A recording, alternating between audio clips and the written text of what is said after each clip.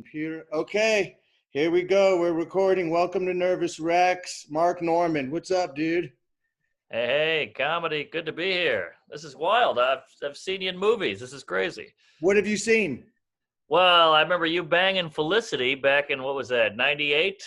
You watched Felicity? I would rub one out to it. She had a nice head of hair. So when she shaved it, I flew the coop.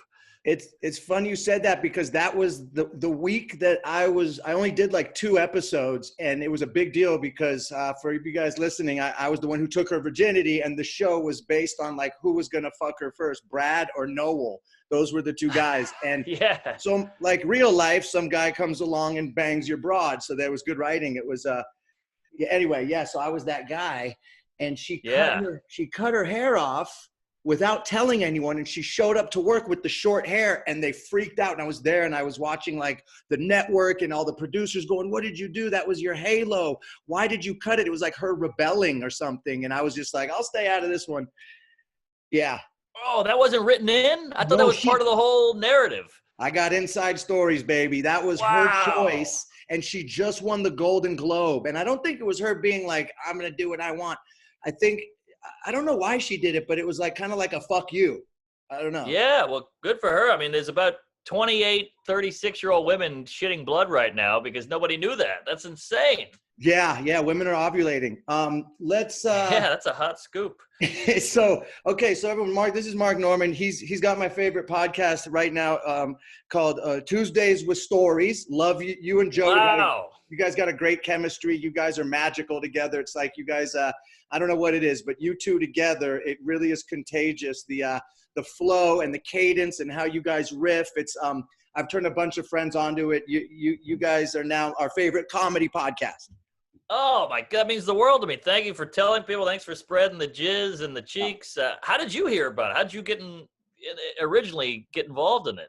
I found you randomly on Instagram making fun of White Claw. You did a White Claw bit. Oh yeah, that's right. And I don't know if you made it or someone else made it of you. And it's sometimes people take a comics bit and then they'll type out the letters on the bottom of the screen, so it makes it real easy to understand. If it actually kind of takes away from the joke, but I guess if you're on mute, it's spelled out for you. But anyway, I thought the joke was so good. And then like so many other things, I'll do Recon, found your podcast. And then pretty shortly after you did Rogan, and I've been watching you blow up. So I had to get you before you got too big.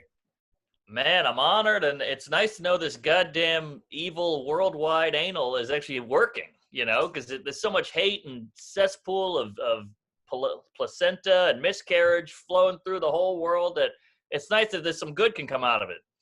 It must be weird having like your apex be as the world's burning. I know. I was just selling tickets for the first time in my life. Rogan had me on twice in like 4 months. I was cooking, baby. And I put the special out. The special's hitting. And then, God shit the bed. Now we're all stuck at home. You're in a shed. I'm gay. We're fucked. Yeah, I'm gay too. And I'm also, okay, well, look, we're all gay. Let's talk about real quick. First, Tuesdays with Stories is a pun for Tuesdays with Maury, which I didn't realize till later. And then I even went as far as to read the book. What? Yeah, dude, wow, you make me read books. We're helping Mitch album now. This is crazy.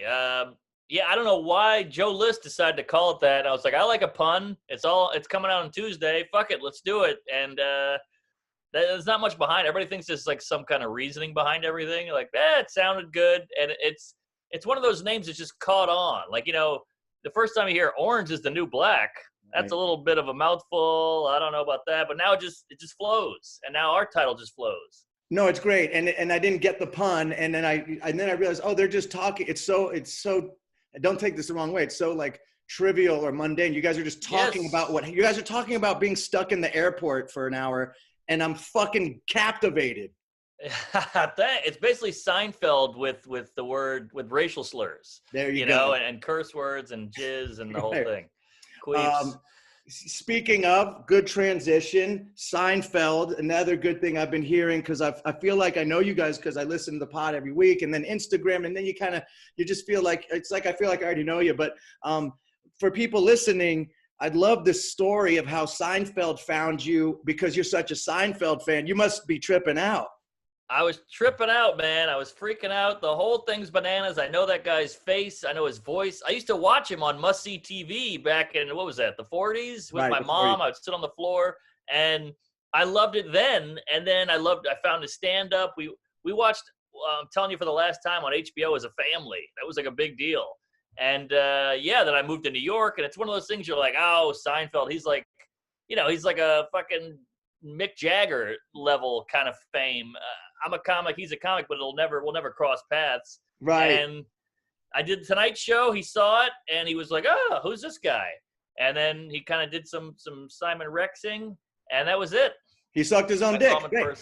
Now, that was so that must be so surreal because I know that feeling of like looking up to someone, and often you don't want to meet. I've learned, in my humble opinion, often you don't want to meet your heroes because you'll get let down. I don't. It doesn't seem like that's the case because you guys are buddy now and hanging out. So it seems like you guys have become friends, right? I mean, somewhat. He's still in his ivory Jew tower, and I'm down here in a fucking, I'm a sewer rat. Right. So we text every now and then, but I think I could say, hey, I'm buying a car. Which one's better or whatever? And he would answer right away. And so he's a cool dude. But who are some of the people you met, if I can ask? Who blew your mind? Well, Charlie Sheen was definitely one of them, just because he's just such a legend on and off the screen. Like, I always thought he was a good actor. He was, Platoon to, Major League, whatever. He was the 80s. I mean, it was like him and Burt Reynolds were like the 80s guys. And it was just one of those things where he's one of those guys you just want to hang out with. He's one of the guys. And I remember meeting him for Scary Movie 3. We worked together every day. So I really got to know him. And he was just he's just one of the boys. He was one of those few guys. I'm quite often disappointed when I meet like celebrities. I'm like, I'd rather hang out with the valet at a Hollywood party than the fucking celebrity. Same here. It's all bullshit. But he was one of the guys that was really just one of the boys, and he just wants to hang out. But he's so famous that we couldn't even go. We were in Vancouver, and we couldn't even go out to lunch or dinner or anything because he just gets mobbed. And this was in like 2003, before the whole Tiger Blood and the whole crazy shit happened. But anyway, he was one of those guys. Yeah. Chris Elliott, my favorite. Oh, I love Chris Elliott. Wow. He's my god, actually. Get Underrated. a Life. Get a Life was my favorite show of all time. I don't know if you might be a little young for that one. I remember it. Dude, it was Fox. Yeah, when Fox first came out, it was like Married with Children, Simpsons, Get a Life. And it was just the most ridiculous, experimental, dumb show of all time. And it was brilliant. And brilliant. Yeah. Revisit that one. You ever go watch something from your childhood and you're like, how did I like this? But some things you go back and watch, you're like, it's better than I remembered. Yeah. That's one of those shows. It's fucking gold. So I met him on Scary Movie 5, and that was another one. Like, pinch me. I'm working with the gods, and he's great in Something About Mary as well. He's a killer in that. He's got the boils all over his face. Dude, groundhogs. He steals everything. He's like, oh yeah. Yeah, he's kind of, to me, here's a little inside story too. I love these inside stories. Get a Life ran for 2 seasons or maybe 3, and he got Lyme disease, almost died, so they postponed the show, and by the time he recovered, they canceled the show. So a little bug ruined Get a Life season 3, 4, 5, or whatever. Wow, look at that. You're getting it right here, the exclusive, folks. This is good stuff. And one last one to name drop. I worked with George Carlin. Oh! I know, dude. I know. Come on. I got a Carlin story when you're done, but you let's hear yours. Well, he was in Scary Movie 3, and it was one of them, because those scary movies, like, everybody does a cameo on them. So him and Chris Elliott, I wasn't even working that day, but I went to set just to meet them and watch them work and hang out. It was just like, wow. So yeah, those are some big ones. Tell me your Carlin story, and then I want to know if it's Carlin or Pryor for you. Who's the god? Oh, good question. Good question. By the way, is your shirt off? I'm butt naked. I was going to tell you later. Oh, okay. All right. Well, save the package for the end, but this adds to your hotness somehow. You're a hot guy, and now this is even hotter. It's 100 degrees out. I have no air conditioning. I live in a metal box that's in the middle of the desert, and there's no insulation. I haven't put in air conditioning yet. So I just was doing yard work with my girlfriend, and I have an ice bucket bathtub outside, and that's how we stay cool, is we just jump into the bathtub. It's like a cowboy bathtub. So I go, oh, I'm going to do the pod with Mark butt naked, and wonder if he was even going to know. I was just going to, I don't know, but I'm butt naked right now, dude. All right. Well, you're in 100-degree weather in a hot bot. You're like a kid at the border right now. You're just soaking it in. Getting in touch with my Latin roots. So Carlin was doing a book signing at Borders Books on Wall Street. I worked in Union Square. I lied. I said I got a tummy ache. I said I got to go to the hospital. I grabbed all my George Carlin books, jumped on the subway, went to Borders, waited in line with a bunch of friends of mine. It was so embarrassing because everybody was going up and going, I love you in Jersey Girl. I love you in whatever the fuck, Dogma. I'm like, what are you kidding? I love you in Bill and Ted. I'm like, this guy's the best comic of all time. And you can talk about Bill and Ted. Right. So he's like angrily signing shit. And I go up and I just start rattling off specials, jokes, best jokes of his, big puns, big punchlines. And he was like, wow, what do you do? I go, I'm a comedian. He goes, you sound like a comedian. And I go, oh, all right, I'll take it. And he goes, yeah, you got a real talent for jacking around. I don't know what that means. I took it as a compliment, a ball busty zing. My friends are dying laughing. I got a photo with him, and I got the hell out of there. He died a month later. That's amazing. Yeah, he's so maybe I shouldn't have asked if it's Pryor or him. Who's your favorite comic of all time? Who was it that made you want to do comedy? I mean, Carlin's got to be up there. Yeah, it's for me. It's like a three-pronged dick here. It's right. Carlin, Seinfeld, Chris Rock. Yeah. When I was younger, that was like Bill Murray's on the side, but he's on a stand-up. But those three stand-ups blew my mind, shaped how I see things, and made me laugh. So those were my three biggest influences. Yeah, and Norm Macdonald maybe. Oh, God, I don't know how he does it. Norm Macdonald's the master. He's like a Zen master of comedy. I got to hang out with him a few times because I'm friends with Nick Swartzen. So I'd go on tour when he would be doing with Spade and Sandler and Norm, and Norm would just bring the house down every time. But it was just this monotone. I don't understand how it doesn't make sense, like what he does. Yes. He's like an enigma. He's not a human. He's like some kind of just entity of comedy. Nobody sounds like him. People do him all day long. He's got jokes that you're like, this will never work. And when he says it, it works. I mean, he's on another level. He's got one of my favorite jokes of all time. He's like, so I was at the gay pride parade. I saw a mom with a sign that said, I'm proud of my gay son. He's like, well, what are you proud of? He didn't do anything. He's just gay. You know, I could see if you had a sign that said, I'm proud of my son. He graduated from Harvard. It's like, oh, wow, your son's a lawyer? Yeah, I'm proud of him. What does your son do? He loves cock. That's the bit. Yeah, but you actually did it service. Yeah, if most people, you try to repeat it. You know who else has that thing is Brian Regan. Yes. Oh, yes. God, he's the cleanest. Like a cartoon. He's like the way he bounces in and out of I think actually Seinfeld announced him once and brought him on stage. He goes, this next comic ends every joke like this. And he does like the bounce or something. But yeah, Brian Regan to me is the best clean comic of all time. Never says a bad word and just murders for an hour. I agree. And he, here's an interesting thing I wonder, a lot of comics, it's a hard thing to make the transition from comic to actor, right? Not all of them could do it. They're two separate things, but some are able to make that transition. Sure. It's a two-part question.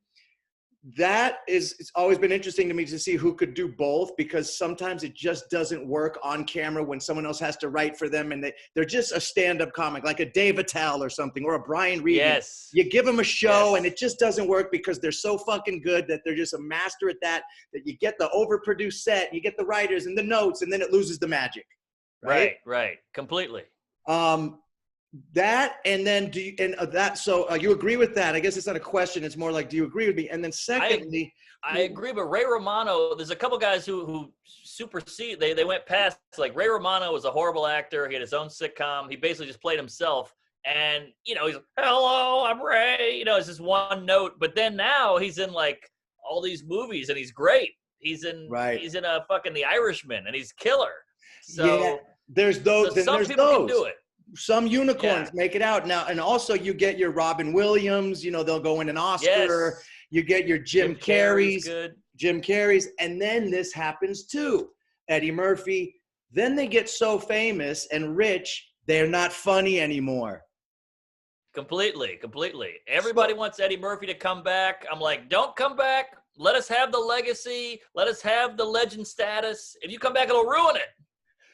So how do you, so what's the trick is, because right now you're in the zone because you got your edge. You're hitting the clubs, you're on your scooter, you know, and this never happened before. Like, I'm along for the ride watching you come up, and I feel like you're hyper cognizant of not wanting to lose that edge. But it's like a rapper. It's like once a rapper gets too rich and famous, they got nothing to rap about anymore. Like, I don't care about what Jay-Z has to say anymore because the struggle's over or something, right? Yeah. So how do you keep your edge? How do you keep your edge? I look to guys who still have, like, Bill Burr. I feel like he's got a daughter now. His wife is there. He's married. He always said, I'm never getting married. He got married. He has a kid. He's got his cartoon, but he's still got his edge. Right. I think you just got to stay honest, and you got to stay in the clubs. You got to the crowd is great because it checks you. It constantly checking you. Like, you know, when you try on some cool – you're a cool guy, but, like, I'm a dweeb. I'll put on, like, a cool pair of pants in a dressing room, and all I hear is my high school buddies going – look at this fucking homo. You think you're a cool guy? What are you, crazy? Kill yourself. And I'm like, all right, I can't buy the pants. Yeah. And I think you need that. Like, other guys get a yes man, they get an assistant, they get a publicist, they're all blowing them, and they lose it. You need that check constantly, the checking. It's almost like you have a Jewish brain in there, but you're not Jewish. I wish. All my heroes are Jewish. I love the idea of being a minority and still a honky. You know, it's the Jews, I mean, they're 6% of the country, killing it. They run the media, the banks, the weather, killing it.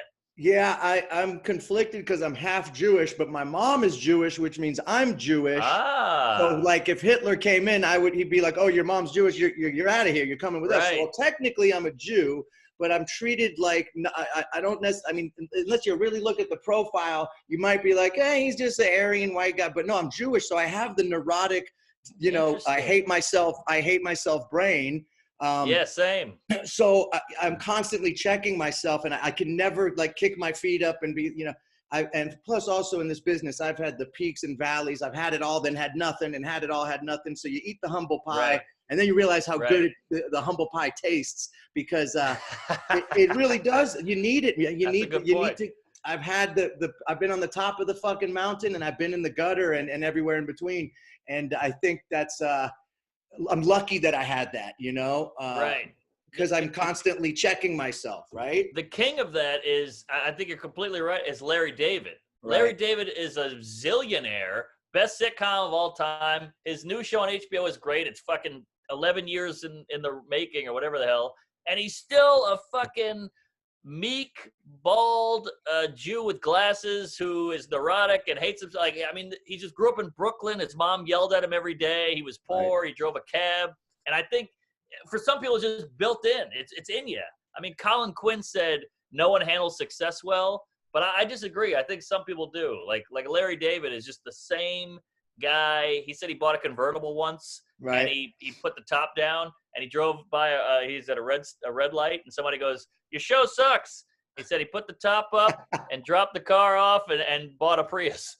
Oh my God! I have a very similar. I don't want to just make this about me, but I want to share a story. I had the same thing happen to me. I had a lot of success around the time I had Scary Movie come out, and this is back when Hollywood was paying bank. I mean, like, I was making. It sounds tacky to talk about, but it was in the past. I mean, I was making a lot of money on Felicity and this other WB show. This was a time when they were handing out what's called holding deals, where they would give you 6 figures to not work for another network, dude. Like, no, it's over. Those days are over.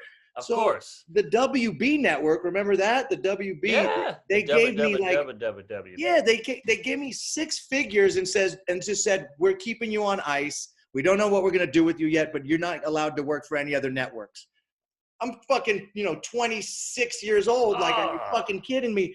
So I go and buy a Porsche, right? Oh, yeah. Because you got to, right? So I buy a Porsche convertible stick shift. And I was smoking a lot of weed at the time. So I was like, I was smoking weed, and I was hungover, and I was stoned, and I pulled up in front of a bank on Wilshire Boulevard, and I saw myself in the reflection of the bank, and I said, "Oh my God, I'm the hungover douchebag in a Porsche, actor in Hollywood." Traded it in that day for an Audi sedan. That's amazing. But good on you. Good on you for getting the message in the mirror and actually applying it. Because most people go, fuck it, I am this guy. Blow me, suck my dick. But you said, no, I'm a half Jew. I'm putting this back. I hated myself, but it was interesting to see how people treat you in the car. It was almost like a social experiment to see, like when people pull up and look in the car, and and women are looking at you, and it changes everything, especially in LA. It's so superficial. But and then I had a Prius for the last 10 years. I actually just gave my mom my Prius after 10 fucking years, and the Prius is the best because nobody looks at you. You're just I got a gray Prius. Right, you're invisible. See, you're the hot Larry David. Nobody knows that about you. You're the sexy David. I'll take that. That's the best compliment I've ever had.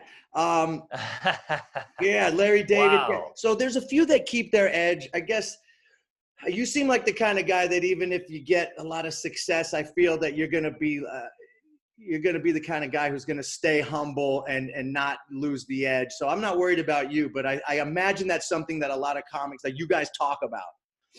Oh yeah. And you got to have comics around you to tell you, hey, that joke's hacky. Right. You're being weird. You've changed. You got to have those guys. And look, some shit you should accept. This is the part I'm not good at. This is where therapy comes in. Right. Like, hey, you got this TV show. And in my mind, I'll make up a way to turn it down. I'll be like, no, I'm not a sellout or whatever. People are like, take the fucking show, you idiot. Like, stop trying to be, cool guy who's on the fringe of showbiz. Take the fucking show, make a couple million, buy a house. And I'm like, oh, yeah, you're right. So I got to work on that, too. Taking shit, accepting shit. I can't take a compliment. I get compliments all day on YouTube. I just go, then you see the one bad one. And then you go, he's right. I'm going to kill myself. It's unbelievable. You could have 100, I say it all the time. You could have 100 things. You're the best. I love you. And there's one guy that's like, you're a douchebag. Kill yourself. You're like, he's right. He's right. It validates every thought I've ever had. I should move in with this guy. Oh, it's so true. It's so funny how we do that. But, all right. So I don't want to talk about this because you brought it up on the podcast, but we don't need to get into it. But you just got yourself a good gig. That's not public information yet. Can't wait to see what it is, whatever it is. It's about time these fucking morons gave you your show. Cause I always hear you in there pitching and these people, it's almost like these suits. It's such an interesting thing. These Hollywood suits, they just don't know what funny is because they're not fucking funny. So they don't get it. And then you put out your special. Out to Lunch is the title, right? Yes. Thank you. Out to Lunch. YouTube.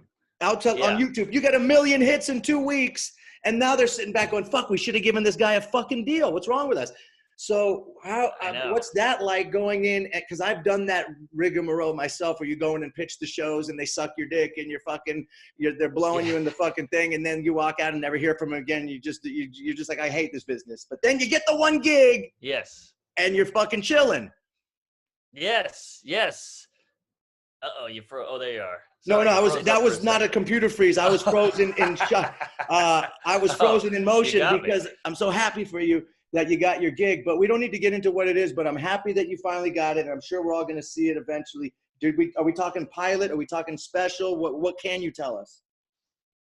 We're talking stand-up, big platform, good money, not a special, but close to it. And it's a stepping stone to bigger things. So I'm basically in the club now. Right. And then maybe in a few years I'll be doing the big boy shit.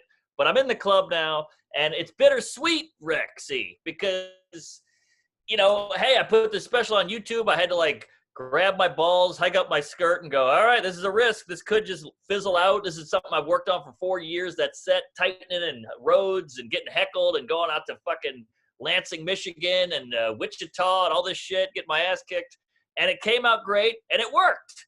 Wow. So it's bittersweet that it worked, and now they're calling me. Now the phone's ringing off the hook.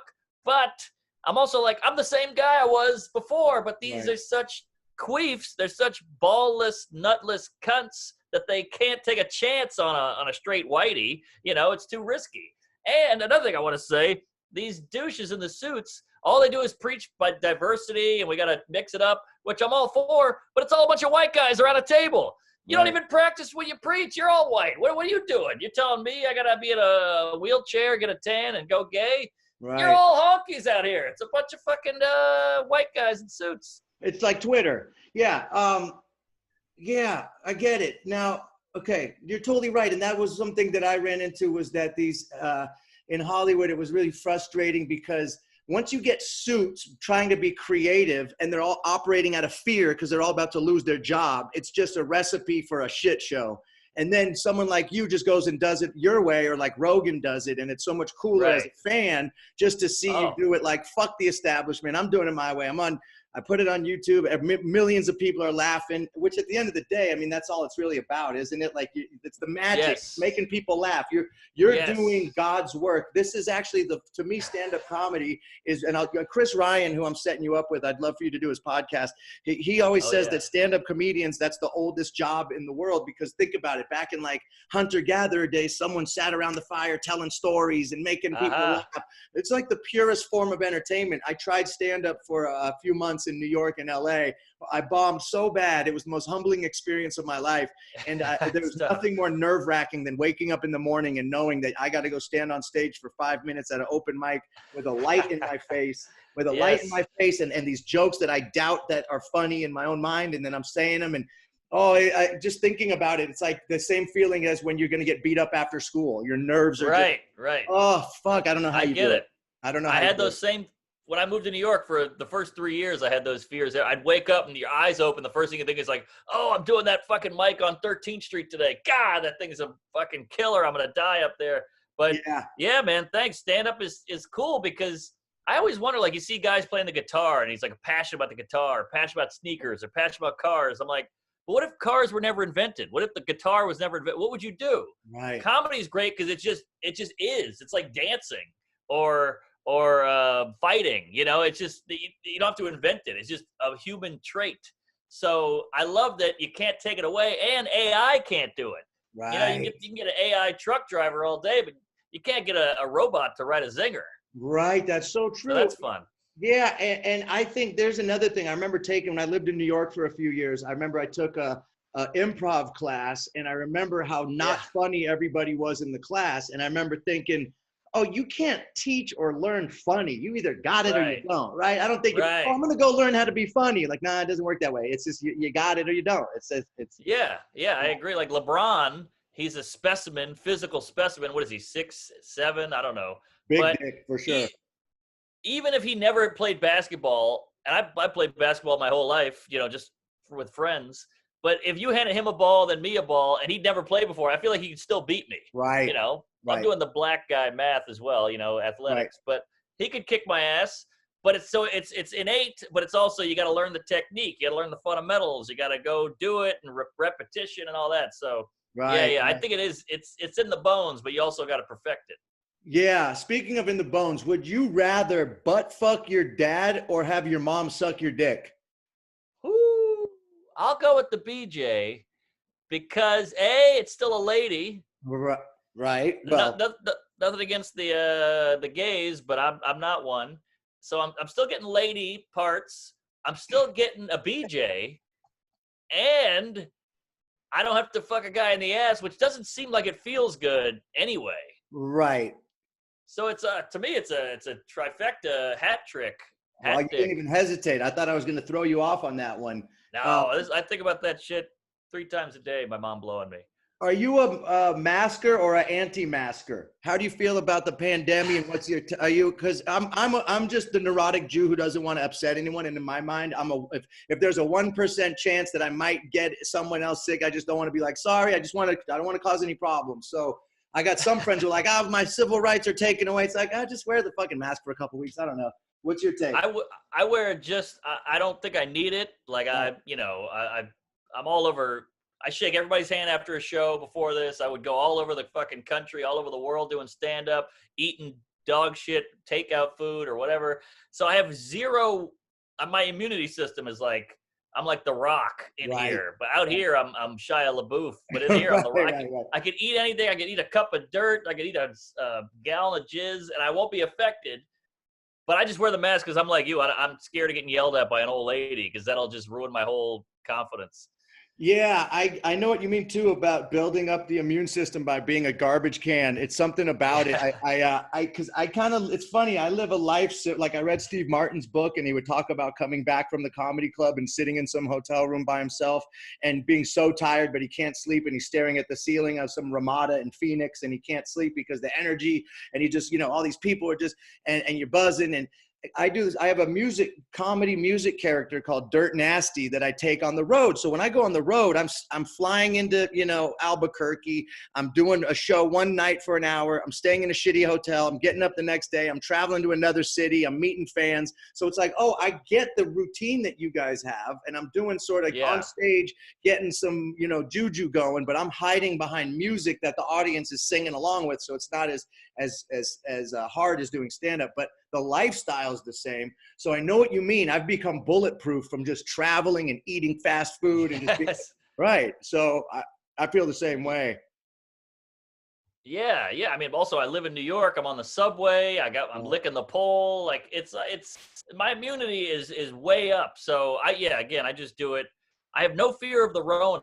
I think I had a taste of it in February. Yeah. And I just shit it right out, and it lasted like a day or 2 days. Yeah. So I'm with you. We're a couple sewer rats, and that's not talked about in our society enough. I feel like we're all about Purell. We're all about health and all that, and I get it, but I think some of that is making us weaker in a way. Yeah. I think, no, it's like if you, you over shelter your baby from exposure to germs, the baby's going to be all fucked up. You got to let the kid run around in the shit and suck other baby dicks and all that stuff. Now, I got one for you. Would you rather never have a drink again or never get laid again for the rest of your life? Ooh. Yeah, baby. I'm coming in with some fire. These are good ones. That is good. Well done, sir. I mean, I love to booze. I'm hungover today, and especially this quarantine, I've really caught up with my drinking. Right. Because I have no shit to do. But I mean, I gotta go get laid. You gotta get that big fat gash in your face. So I guess I'll go gash. I'd rather do that, but it's tough. Hard to get laid without the gash or without the booze. Well, it's tough because if you accumulate the amount of time, and let's just be realistic, like I'm not into marathon sex. Maybe if you have sex once a day, it's for 15 minutes. Let's just say 15. Sure. But getting fucked up could be a few hours a day of laughs and fun and hanging out and therapy. I had a doctor once tell me he would rather me go out and get drunk once a week, that I would live longer if I went and got shit-faced once a week, as long as I didn't smoke cigarettes or get behind the wheel of a car or do drugs after. He goes, your stress levels, your cortisol levels will be lower in the long run if you go out and get fucked up once a week. He told me that. Wow. Yeah, I completely agree. I think he's dead on. But let's just be honest. How much trim did you plow through in the late 90s? I mean, that must have been like award-winning Wilt Chamberlain numbers, just a ton of clam, box, poo nanny, beef curtain, labia, the hatchet wound, honey pot. I mean, it must have been miles long. All that and then some. It was definitely fun times, but I was just talking about this with my ex, but I was talking about this with my girlfriend, my current girlfriend. Ooh. That back then this is in the 90s when AIDS was still scary, dude. Oh, there was still the leftover 80s. I remember going to New York City. I was doing what you're doing now, baby, but I was in fucking 93 to 98. I was in New York, and it might as well have been the 80s.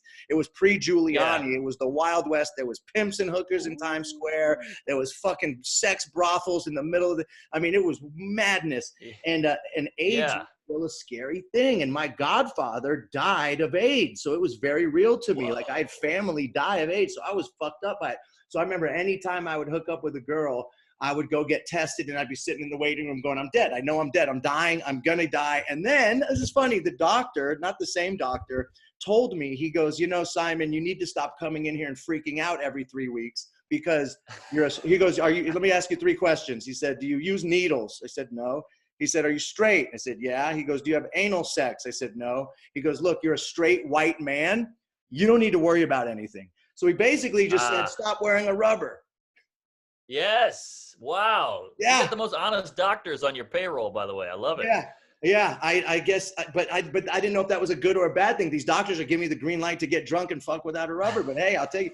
But yeah, and then I remember, but that was still a little that time, so it was a scarier time to get laid, and Sure. But then that kind of fizzled out. That was like penis coronavirus days. You were worried you were gonna die. It was fucked up. And then, but yes, I would be lying if I said I didn't have a good run. I definitely was like, it was interesting. I kind of had this overnight success when I went from being a nobody to working at MTV, and I had that microphone in my hand, and I'm at spring break in Panama City and 2,000 people, and I got the MTV mic, and it was like a phallic symbol, like I was the new dick on the block, and this is pre-social media. This is pre-cell phone, pre-internet. It was the Wild West, bro. And times were different back then. You could get away with murder. Now you can't do anything. You're going to get caught. You got to worry. Everyone's a rat on their phone, snitching and tagging your location. And I'm just glad I got to have a little bit of that era, that I got to be a fucking sicko for a while. But now I'm a neurotic, Jew.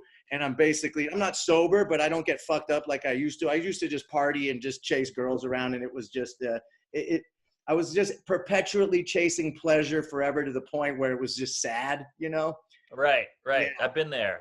Yeah. It's so time consuming. That's what nobody talks about. Getting fucked up. Not only are you getting fucked up, hanging out with your friends, driving around all night, going to bars, but then the hangover takes like, you're not healthy till 5 p.m. the next day, so that day's just gone. And then chasing the lady parts around is like, that takes a couple hours. You got to talk them into it. You got to lie to them. You got to slip them something, or whatever it is. You got to buy them a drink. You got to go to another location. You got to go to their place, and you got to get out of their place. It's a full-time job.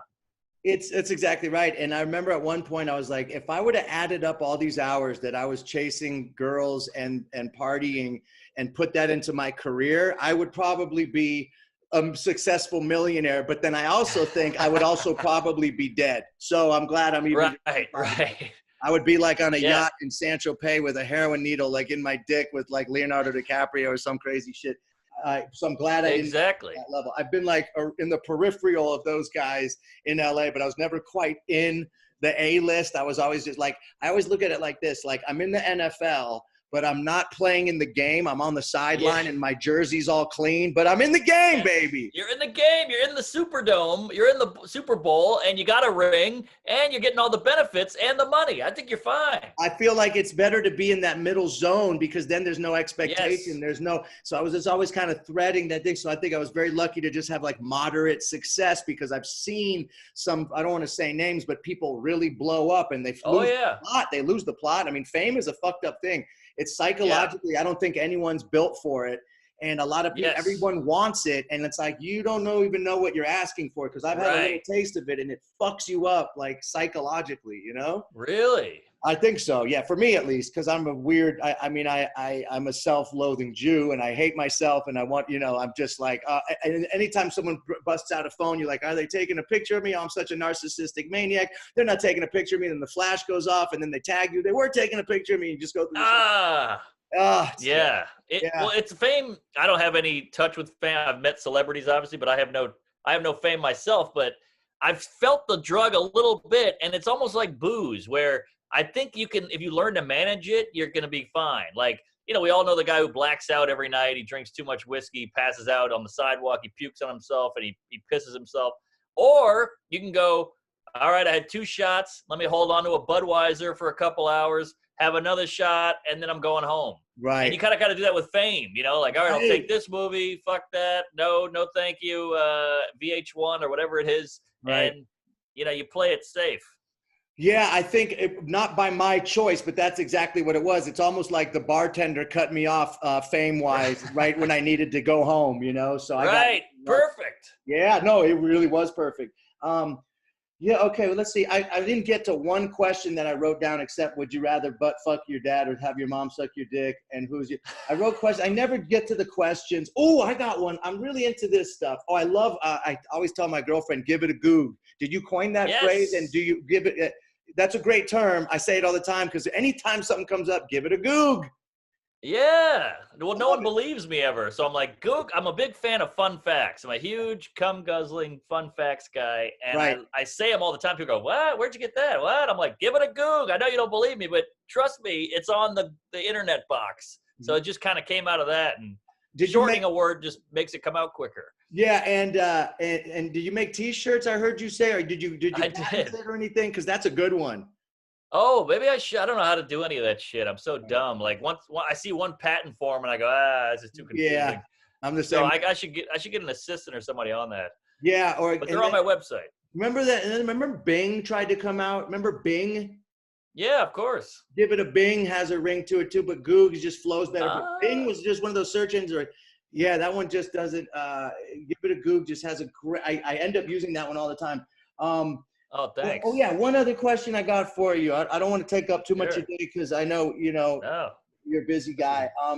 What about conspiracy theorists? Or are you one, or what do you think about it? Or is it because some people go really crazy with it. I'm somebody that's just sort of, I'm not anti-conspiracy theorist, but I just don't believe a lot of that bullshit. I just don't believe that someone could pull off all these things that people think that's happening in this crazy world. Are you a conspiracy theorist, or where do you lean towards? I think I'm like a conspiracy theorist where like the same way I'm a lesbian. I like women. I'm not a lesbian, but I'll watch. I know you guys don't want me to join in, but I'll sit back and watch because this is fascinating. You guys are going to town on 9/11 or JFK or Epstein, and I'm like, oh, I never thought it. So I like to soak it in, but I don't think about that shit enough to ruin my whole life over it. They're like, he didn't walk on the moon, the flag wasn't waving. I'm like, all right, who cares? He didn't walk on the moon, get over it. But like, they get into it and I enjoy watching it. God, I wish I could be like you, because I end up taking it so personal when it's my friends who go so crazy. I just want to wring their neck because I kind of match their enthusiasm and get worked up about it because they say these things. And it's just like you said, I need to just learn to sit back and enjoy the show. Right. Yeah, Epstein didn't kill himself. All right, great. What's for dinner? I just move on. But totally. But I do find it interesting. Yeah, how does it affect your day-to-day life, and what are you going to do about it? That's what I always end up saying. Yes, here. Well said. Now, one other thing. Joe Rogan obviously took you to another level. What was it? Because I know my buddy Theo Von. As soon as Theo Von did Rogan, it was like overnight. Yeah. So what was that like? Was it did you notice the phone just start blowing up more as soon as you did Rogan? How's that work? Totally. I mean, Theo Von, let's be clear, he had like a meteoric rise. It was like literally 1-2 night day, nobody, huge. Whereas I'm kind of like still my rocket's like puttering up basically, which I'm fine with. I'll take anything I can get. But Theo Von was so funny and he was so developed. Like his character and persona was so pitch perfect. And also we were kind of needing that in comedy. We didn't have like the hillbilly mullet funny guy. Right. So he's great. But I feel like Rogan was just so great because I'm at like a 2 out of 10 celebrity, and I was at a -8, and he just put me up to a 2 in a second. Right. Like Bert Kreischer always shows you your numbers. He's obsessed with like numbers and how you're doing in career. And he just showed me one day. He's like, look at your name, and it was just like, woo, a huge spike the day after Rogan, and then I got to do it again. So I got another one of those, and I think it helped my special. It helped my numbers. It helped my whole confidence because I was like, oh, this can be done because I was getting so desperate and not disenfranchised, disillusioned, disembargoed, I don't know, disconnected, you lose the love. You lose it. The magic was gone. Maybe it's not a diss. You disappeared into your dick. Yeah, there you go. So yeah, he helped me jizz myself out of there. I got out of that hole. And, oh, and you know who else I love? Adam Morrell, your boy. God, his stuff. My two favorite comics right now are you and Adam, and you're fucking you're killing it. And now it's just going to be so great. I'm going to feel so justified when I see both of you guys take it to the next level because I'm telling you, the Jew in me is like also kind of like the executive at the network who's like, hire that kid. That's just like, I should have been I think that might be my calling. Maybe I need to make transition into like going and fucking waking these suits up a little bit and be like, guys, listen to me. I'm a Jew. I know what I'm talking about. I've been on this side, that side. Hire this guy right now, you know, because they need to get rattled. Jesus. I would appreciate that. Somebody needs to do it. I feel like back in the day, they had some balls where there was always that one wily Jew who was like, no, screw you guys. I can see there's something into this kid. And it turns out it's fucking Alice Cooper or something. You know, we need a supermensch. Somebody who can think outside the box. Supermensch. That was one of the most that guy's story is so fucking crazy, wasn't it? How he just fucking went to the hotel room and ended up doing LSD with Jimi Hendrix or whatever happened. And that's fucking nuts. Whoa. Oh. The best. Oh, shit. No, it's okay. I ignored the FaceTime. Anyway, let's let that be. We did 45 minutes. I told you 30 minutes. I squeezed another 15 out of you. I could do this forever. I can't thank you enough, Mark. I believe in you. I can't wait to see you take over fucking this whole comedy shit. And thanks for your time and just keep killing it, bro. I'm really happy to see you killing it, buddy. That means a lot, and just the fact that a guy like you listens to the pod is insane to me, and show business is bananas, and the world is crazy, but I appreciate this, and thanks for having me, and praise Allah. Yeah, praise Allah, and also everybody listening, check out, what's your Instagram so people could, it's at Mark, what is it? At Mark Normand on Instagram, at Mark Norm on Twitter. Special is Out to Lunch. Podcast is... Tuesdays with Stories, baby. Oh, there we go. Thank you. Hey, thank you so much, bud. I'll stay in touch. I'll keep stalking you on the gram, all right? Please. God love you. Thanks, brother.